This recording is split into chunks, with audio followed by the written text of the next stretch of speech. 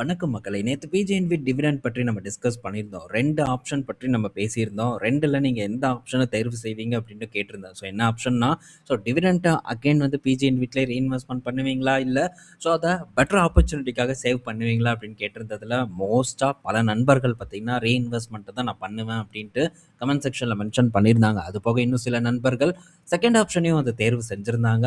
So என்னுடைய ஒரு தேர்வு எதுவா இருக்கும்னு பார்த்தா செகண்ட் ஆப்ஷன் தான். ஸோ ஏன்னா ஆல்ரெடி என்கிட்ட பிஜிஎன்விட் இனஃப் குவான்டிட்டிஸ் இருக்கு. ஸோ ஏன்னா லாஸ்ட் டிப் வரைக்கும் ஃபோக்கஸ் பண்ணியிருக்கு. ஸோ அதனால பெட்டர் ரிட்டர்ன் தான் டெலிவர் பண்ணிட்டு இருக்கு. அதனால அடுத்த நல்ல ஆப்பர்ச்சுனிட்டி அண்ட் க்ரோத் இருக்கக்கூடிய இடத்த நோக்கி போகணும் அப்படிங்கிறது என்னுடைய ஒரு விருப்பமா இருக்கு. ஸோ டிவிடெண்ட் இன்கம் ரொம்ப முக்கியம் தான். ஆனால் அதே நேரத்தில் க்ரோத் இன்கம் எனக்கு வேணும் அப்படிங்கிற ஒரு எதிர்பார்ப்பு என்கிட்ட இருக்கு. ஸோ அதனால க்ரோத் ஸ்டாக் அந்த மாதிரி இல்லை ரிஸ்க்கான சில இடத்துல நல்ல ஒரு க்ரோத் இருக்கும். அந்த மாதிரியான பங்குகளை நான் ஃபோக்கஸ் பண்ணணும் அப்படிங்கிறதுக்காக அந்த அமௌண்ட்டை பார்த்தீங்கன்னா தனியாக எடுத்து வைக்கிறது தான் என்னுடைய ஒரு முடிவு. ஸோ அதை இந்த இடத்துல ஷேர் பண்ணியிருக்கேன். ஸோ நெக்ஸ்ட் நம்ம இன்னைக்கு டே அப்டேட்குள்ளே போவோம். அதே மாதிரி அதுக்கு முன்னாடி ஒரு விஷயம், நேற்று இன்னொரு நண்பர் என்ன கேட்டிருந்தாருன்னா, ப்ரோ நீங்கள் கோடீஸ்வரர் ஆயிட்டீங்களா அப்படின்னு கேட்டிருந்தாங்க. டெஃபினட்டாக இல்லை.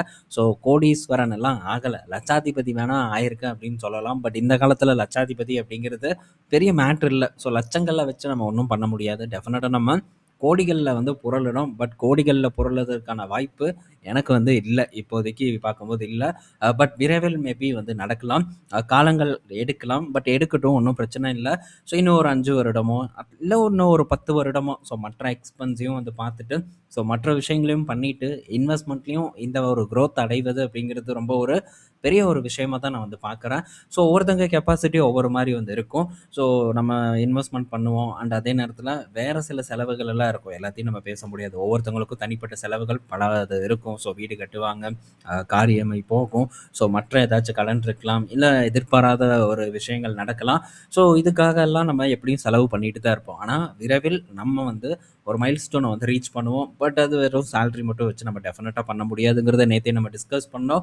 ஸோ மார்க்கெட்டில் கண்டிப்பாக அதற்கான சான்ஸ் இருக்குது. பட் அதுக்கெல்லாம் நம்ம செய்ய வேண்டியது ஒன்றே ஒன்று தான், உழைப்பு. சொந்த உழைப்பு. நீங்கள் எந்த இடத்துல உழைப்பை போடுறீங்க அப்படிங்கிறது ரொம்ப முக்கியம். ஸோ இந்த இடத்துல போடக்கூடிய உழைப்பு ஒவ்வொன்றும் பார்த்திங்கன்னா ரொம்ப வேல்யூவான உழைப்பு அப்படின்னு தான் நான் நினைக்கிறேன். ஸோ அதனால் இந்த இடத்துல நான் தொடர்ந்து உழைச்சிக்கிட்டே தான் இருப்பேன். நேரங்காலம் பார்க்காம வேலை செஞ்சுக்கிட்டே தான் இருப்பேன்.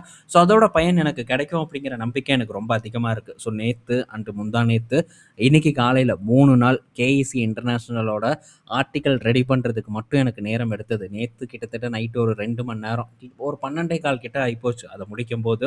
அதில் இன்னும் சில விஷயங்கள் இருந்தது. அதை பார்த்திங்கன்னா காலையில் உட்காந்து, அதுவும் ஒரு 6 மணி அந்த மாதிரி டைம் இருக்கும். ஸோ 6 மணிலேருந்து அதுக்கப்புறம் பார்த்திங்கன்னா அதை யோசித்து அந்த இடத்துல கம்ப்ளீட் பண்ணி முடிக்கிறதுக்கு அப்போது ஒரு 1.5 மணி நேரம் கிட்ட டைம் எடுத்துக்கிச்சு.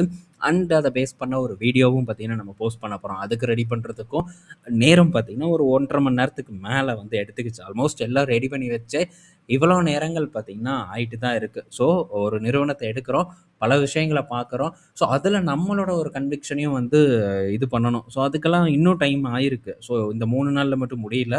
இன்னும் பல ஒரு ஆராய்ச்சிகளுக்கு பிறகு தான் நம்ம ஒரு டிசிஷனை எடுக்கிறோம். ஸோ தொடரும் இன்னும் அந்த ஆராய்ச்சி அப்படிங்கிறத நான் சொல்லிக்கிறேன். இப்போ நம்ம அந்த ஆர்டிக்கல் பார்த்தீங்கன்னா இன்றைக்கி நைட்டு ஒரு 6 மணி இல்லை ஒரு 7 மணிக்கு போஸ்ட் பண்ணுறதுக்கு ட்ரை பண்ணுறேன். அதே நேரத்தில் வீடியோவும் அப்லோட் பண்ணுறதுக்கு நான் ட்ரை பண்ணுறேன்.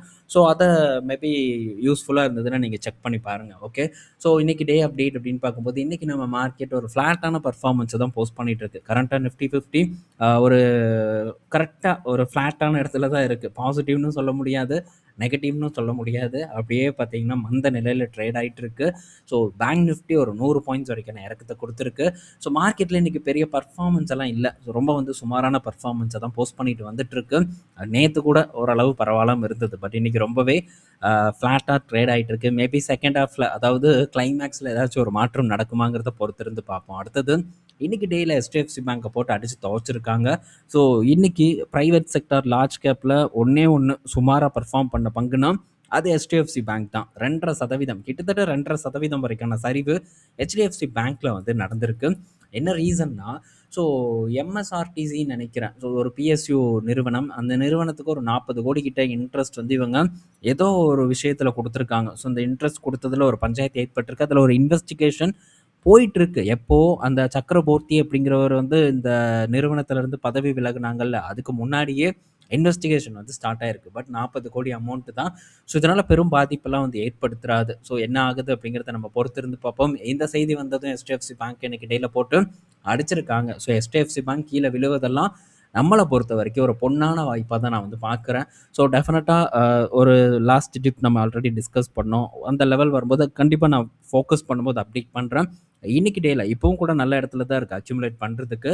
ஸோ செக் பண்ணலாம். புதுசாக பார்க்குறவங்க மேபி ஆல்ரெடி என்கிட்ட இருக்குன்னா கொஞ்சம் வெயிட் பண்ணி கூட அக்யூமுலேட் பண்ண ட்ரை பண்ணலாம். ஸோ எங்கேயும் போகிற மாதிரி தெரியல. அதனால் நல்ல டிப் வரும்போது நீங்கள் இந்த இடத்துல ஒரு குவான்டிட்டி வாங்கணும்னு நினைக்கிறீங்கன்னா இந்த இடம் வரும்போது ஒரு 2 குவான்டிட்டியாக வாங்குறதுக்கு ட்ரை பண்ணிக்கலாம். ஸோ இப்படி தான் நம்ம வந்து அக்யூமுலேட் பண்ண ட்ரை பண்ணணும். ஸோ அடுத்தது ஐடிசி இன்னைக்கு டேல பார்த்தீங்கன்னா சில குவான்டிட்டிஸ் 50 குவான்டிட்டிஸ் இதுதான் நான் இன்னைக்கு டேல கன்சிடர் பண்ணது. ஸோ 293 இந்த ரேஞ்சில் பார்த்தீங்கன்னா நான் ஐடிசிக்கு வந்து ஆர்டர் போட்டு வச்சுருந்தேன். ஸோ எக்ஸிக்யூட் ஆகிருக்கும் போல் ரூ. 292 கிட்ட வந்து ட்ரேட் ஆகிட்டு இருக்கு. ஒரு 50 குவான்டிட்டிஸ் பார்த்தீங்கன்னா நான் வாங்கியிருக்கேன். ஆல்ரெடி நான் இந்த ஐடிசி வந்து டிவிடெண்டோட எக்ஸ் டேட் அப்போ டிஸ்கஸ் பண்ணியிருந்தோம். ஸோ டிவிடெண்ட்காக நம்ம இதெல்லாம் வந்து ஃபோக்கஸ் பண்ணக்கூடாது. மேபி டிவிடெண்ட்டுக்கு கொடுக்கும்போது ரெக்கார்ட் டேட்டில் ஒரு சரிவை வந்து கொடுக்கலாம் அப்படின்ட்டு. ஸோ அதே தான் இன்றைக்கி நடந்திருக்கு. டிவிடெண்ட் அமௌண்ட்டு பார்த்திங்கன்னா மைனஸ் ஆயிடுச்சு. அது போக ஒரு ரூ. 1.70 கிட்ட இந்த பங்கு இன்னைக்கு டேல எக்ஸஸாக வந்து ஃபால் ஆயிருக்கு. ஸோ அக்யூமுலேஷன் ஒரு சின்ன அக்யூமுலேஷன் பார்த்திங்கன்னா இந்த இடத்துல நான் ஸ்டார்ட் பண்ணியிருக்கேன். ஸோ இது வந்து அரௌண்ட் ஒரு அந்த 400 கிட்ட இருக்கும்போதெல்லாம் பார்த்திங்கன்னா ஒரு 5 குவான்டிட்டி 10 குவான்டிட்டி அப்படின்ட்டு கொஞ்சம் கொஞ்சமாக பார்த்திங்கன்னா தொடர்ந்து கன்சிடர் பண்ணேன் நான். இப்போ பார்க்கும்போது அது அப்படியே மாறிடுச்சு. பெரிய அளவுக்கு பார்த்திங்கன்னா உயர்த்திட்டேன் அக்யூமுலேஷனை. ஏன்னா பங்கு கிட்டத்தட்ட பெரிய அளவுக்கான சரிவை கொடுத்துருக்கு. 40% வரைக்கான சரிவு இதில் ஏற்பட்டிருக்கு. ஸோ நான் ஃபஸ்ட்டு ஃபோக்கஸ் பண்ண லெவல்லேருந்து ரூ. 100 கிட்ட கீழே இறங்கியிருக்கு.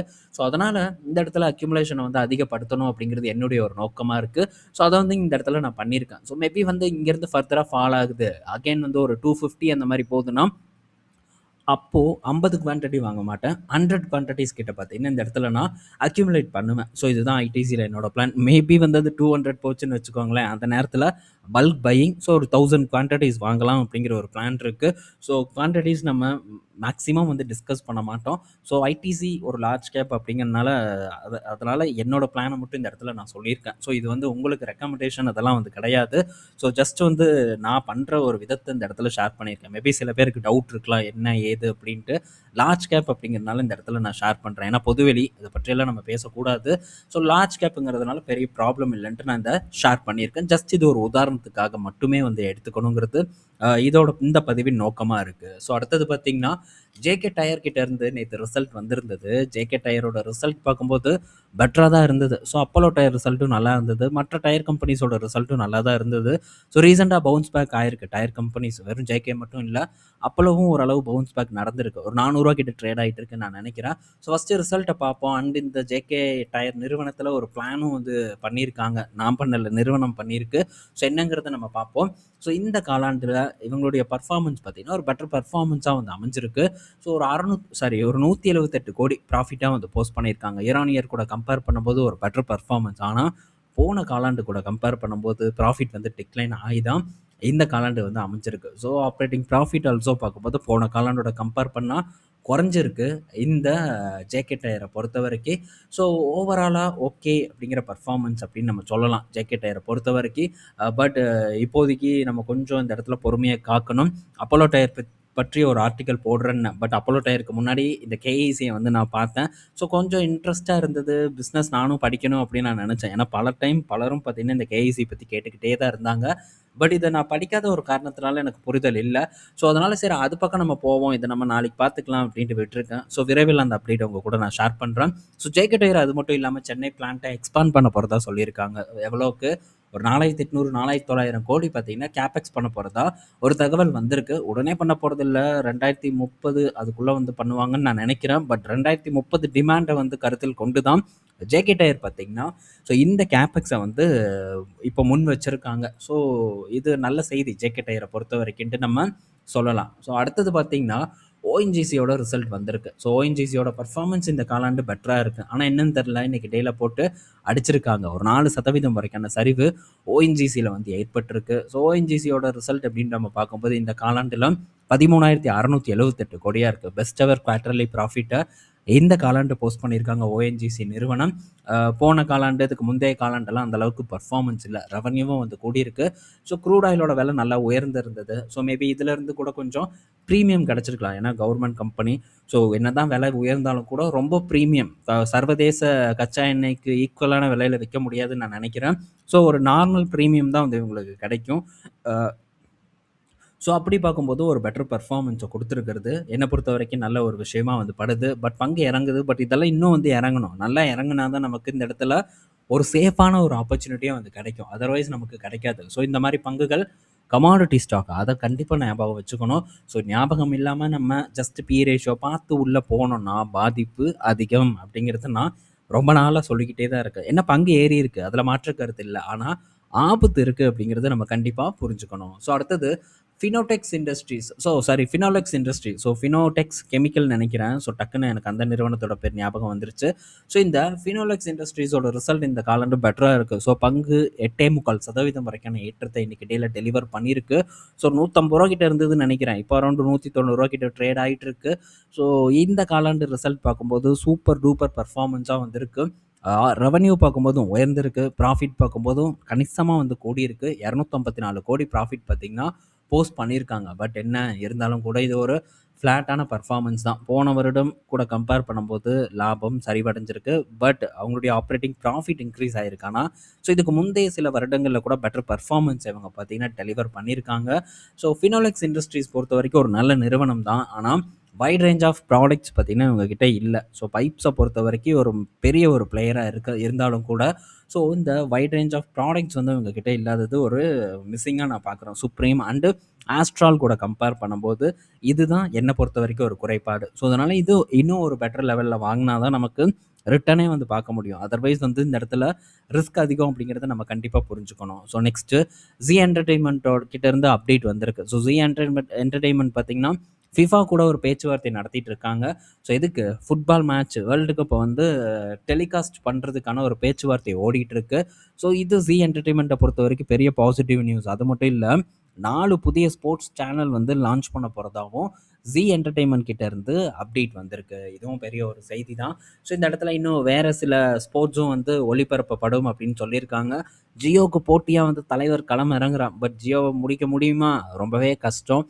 பார்ப்போம் என்ன பண்ணுறாங்கன்ட்டு. ஸோ என்னதான் ஃபிஃபா வேர்ல்டு கப் கிடைச்சாலும் அது நல்ல செய்தி தான். ஆனால் அந்த அளவுக்கு வியூவர்ஷிப் இருக்குமாங்கிறது கேள்வி தான். பட் தமிழ்நாட்டிலலாம் அந்த அளவுக்கு வந்து ஃபுட்பால் மேலே பெரிய ஒரு ஆர்வம் காட்டுறது தான் எனக்கு வந்து தெரியல. அதே மாதிரி கேரளா, கொல்கத்தா போன்ற இடத்துல நல்ல ஒரு ஆதரவு வந்து இருக்கும். ஸோ நல்ல வியூவர்ஷிப் இருக்கும். ஸோ இவங்க ஹிந்தி அதுக்கப்புறம் இங்கிலீஷில் மட்டும்தான் இதை ப்ராட்காஸ்ட் பண்ண போகிறதா வந்து சொல்லியிருக்காங்க. ரீஜனல் லாங்குவேஜில் இல்லை. நம்ம ஜியோவில் போய் எடுத்து பார்த்தோம்னா எல்லா லாங்குவேஜ்லேயும் பார்த்தீங்கன்னா ப்ராட்காஸ்ட் பண்ணிகிட்டு இருப்பாங்க. அது ஒரு பெரிய வெற்றி. ஸோ இந்த ஜியோ ஹாட்ஸ்டாரை பொறுத்த வரைக்கும் பார்ப்போம். ஐபிஎலுக்கு இருக்கக்கூடிய வியூவர்ஷிப் இதுக்கு வந்து ஒரு நல்ல ஒரு க்ரோத்தை கொடுக்குமான்ட்டு. பட் அந்த அளவுக்கு இல்லைனாலும் கூட ஓரளவு க்ரோத் உறுதி அப்படின்னு தான் நான் நினைக்கிறேன் இந்த ஜி என்டர்டெயின்மெண்ட்டை பொறுத்த வரைக்கும். ஸோ இதுக்கு என்ன பே பண்ணுறாங்க அப்படிங்கிறதெல்லாம் நம்ம பார்க்கணும். என்ன பே பண்ணுறாங்க, அதுக்கு எப்படி ரிட்டர்ன் வருதுங்கிறது ரொம்ப முக்கியமான ஒரு விஷயமா நான் பார்க்குறேன். இந்த வீடியோவில் நம்ம பல இன்ஃபர்மேஷன் பார்த்துருப்போம். பயனுள்ளதாக இருக்கும்னு நான் நினைக்கிறேன். ஈவினிங் நம்ம இன்னொரு வீடியோவில் நம்ம மீட் பண்ணுவோம். பாய் மக்களே.